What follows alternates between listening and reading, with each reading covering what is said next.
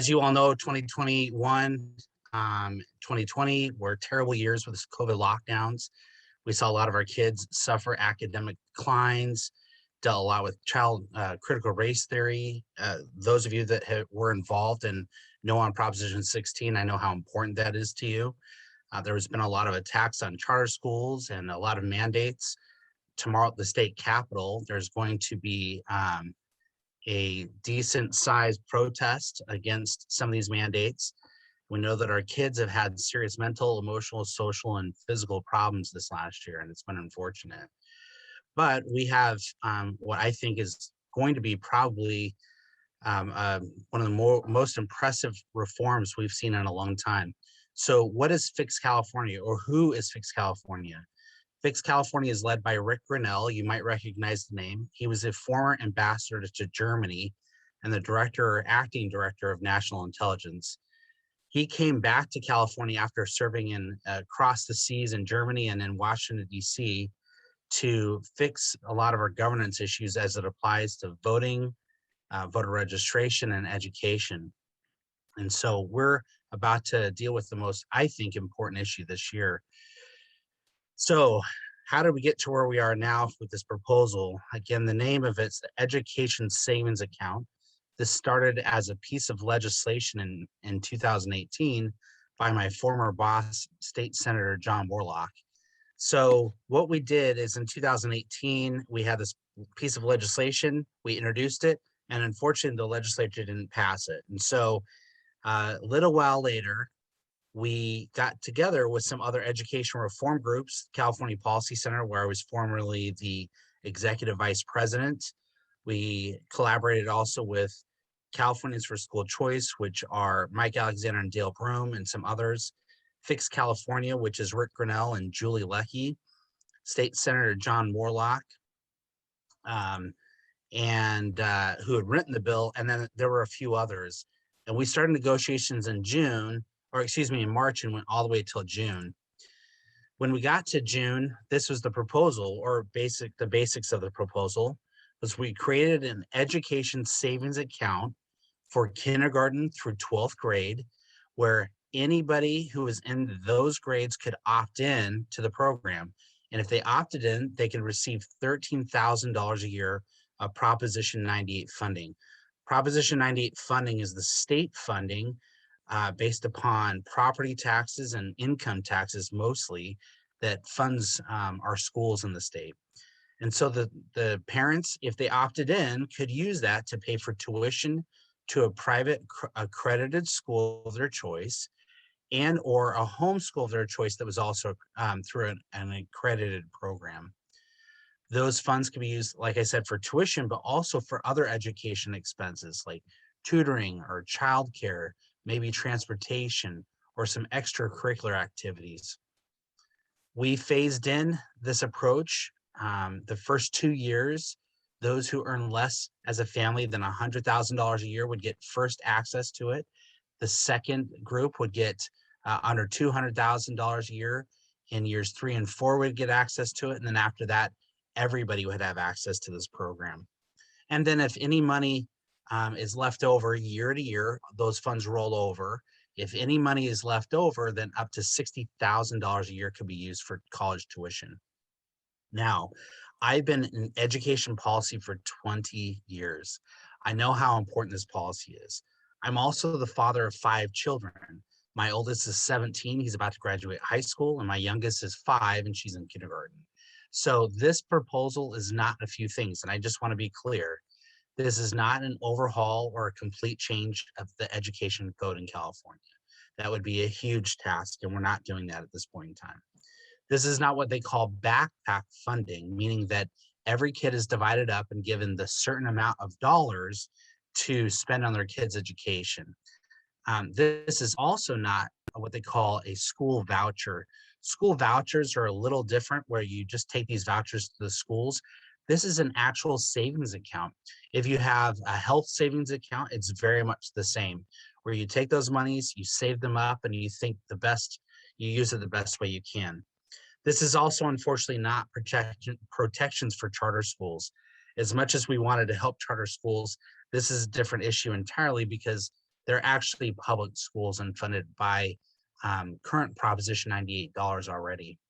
This is also not open borders for school districts. In states like Arizona, you can live in any city and go to any school in any other place in the state. This is not that kind of program. And it's also not the end of compulsory education, meaning that we as a state require everybody up until the age of majority to go to school in California. And so this doesn't fix those things. But when we did the analysis with the Legislative Analyst Office, they gave us a very good mark. They said that while this might increase costs to the state, those costs would be offset by the savings of kids that wouldn't be in the public schools that had chosen to opt into this program and would be using fewer resources to go to an accredited school of their choice. They also estimate that it could reduce the state's cost by hundreds of millions of dollars.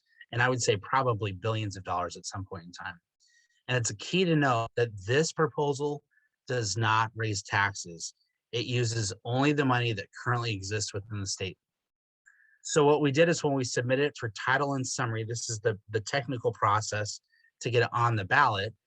You submit it to the Attorney General, and then they take about a month and give it what they call a title and then summarize it in a legal way. And it's a one-page document.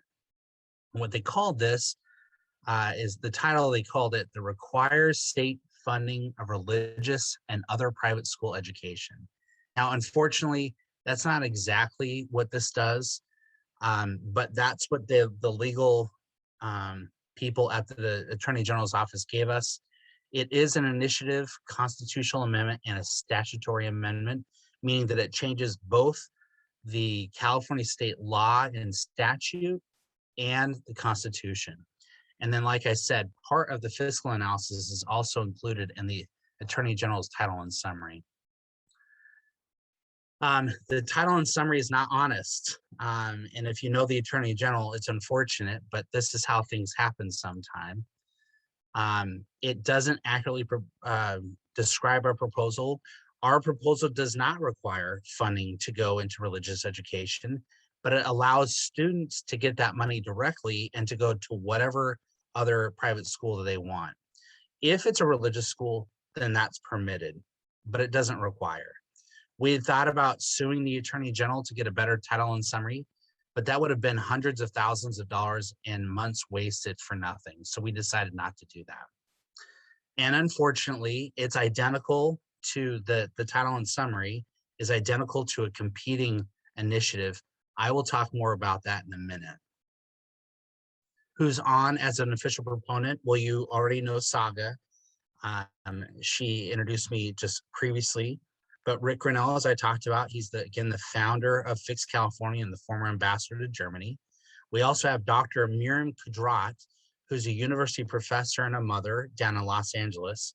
And then Cecilia Iglesias, who is the founder of the Parent Union and also a former school board member and a mother too. So there's this other similar proposal, but different. And the reason we had this is originally the California School Choice Foundation, or the Californians for School Choice, decided that they were not willing to move forward with an agreement we had with them. And so they decided to submit their own ballot initiative. Now, at this point in time, we're both going through the signature phase of this process. And between now and April, the group that actually gets over 1 million signatures will be the group that goes to the ballot. If both happen to get them, then it would be the initiative or the measure that gets the most votes. If it passes, that would become law. I'm just going to be frank with you. I don't think that they're going to be able to do it. They're going to try really hard. They've got a great volunteer group, but we're raising money, and we're also, ours is a bipartisan approach. We just got the endorsement of the former Democratic state majority leader in the Senate. Her name is Gloria Romero. She's an education advocate and a Democrat, and she's come on in support of our effort. And so because I worked at the California Policy Center, and it's a nonprofit, a 501c3, I had to leave and take a leave of absence and go over to the California or to Fix California to take this initiative on and to run the campaign. I wouldn't do this if I didn't believe in this cause and think that it's the best thing we could do. So what's the difference? There's some small differences. One is they provide about $14,000 a year per student. Right now, the state only pays just over $13,000. We didn't think it would be a good idea to have too much more money than that. And we also know that every once in a while we have a recession, so we wanted to be prudent. We have a phase-in approach and they don't. There's going to be a problem with that. If you are a student that wants to get into a program and right now there's not that many private schools with open seats, it would be difficult. And unfortunately, if you promise things to people that you can't deliver, that would be really, really sad. They also allow homeschoolers who are in what they call private school affidavits. These are those that are unaffiliated with the state already, who don't receive any government money from enrolling in the program. There's some unique issues to that, and we could talk about that more in detail later if you would like. And then they also don't have a cap. If you roll the money over, they believe that you could save upwards of $250,000 to put it into an education or to a college an account. Why did we go our direction? We felt that a phase-in approach was absolutely necessary to get Democratic support, but also to allow for these schools to be built out. We really need capacity to happen. We focus on low-income families at the beginning, but eventually everybody will be eligible within the first 4 years. And actually, most students and families within the state of California would be eligible within the first 3 years.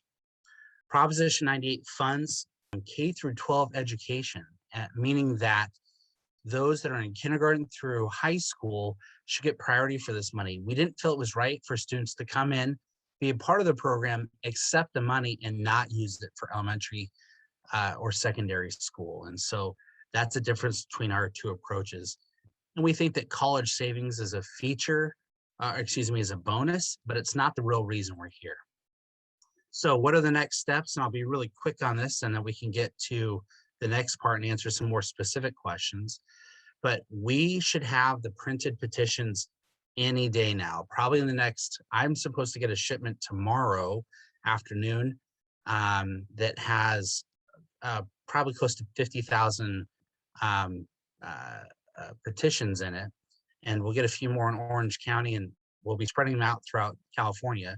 But we need to get 137 valid voter signatures by the end of next April.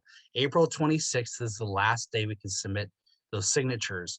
So we want to make sure that we get more than enough, and we're aiming for 1.5 million signatures. And volunteers like groups like yours and others are going to be very important to do that, but they're not everything. And as you know, in politics, especially if you've run other campaigns, California is very expensive. And so at some level, we'll likely have to hire professional signature gatherers to make this happen. But we also have to share the message, and that costs money and time. So how do we get your help? Volunteer to collect signatures.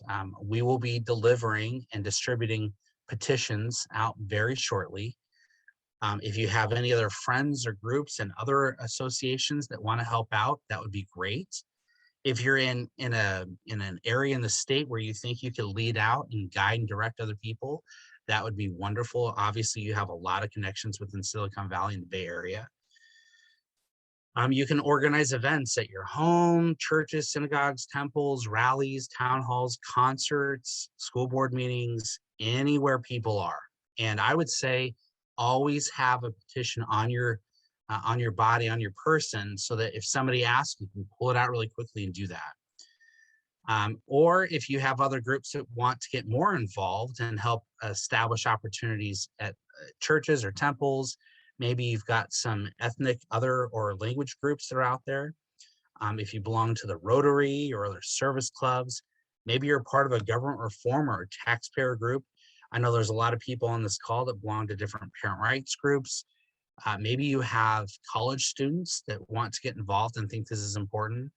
Other political parties, whichever party, any party that wants to get involved, we're happy to do that. There's a few other petitions we think that would be very closely aligned. We're also looking for endorsements. So not just really prominent groups and prominent citizens, that's important, but also elected officials, legislators or school board trustees, city councilors, supervisors, mayors, those that might have been elected in the past. It doesn't have to be anybody that's current right now. And then if you have any questions, we can talk about Fix California, what we're trying to accomplish.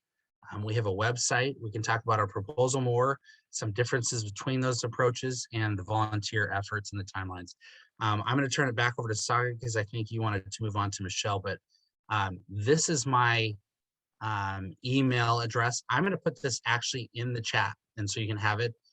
Because I've been doing the presentation, I haven't looked at the chat yet, but I'm sure there's a lot of good questions there. So Saga, why don't I turn it back over to you for a minute?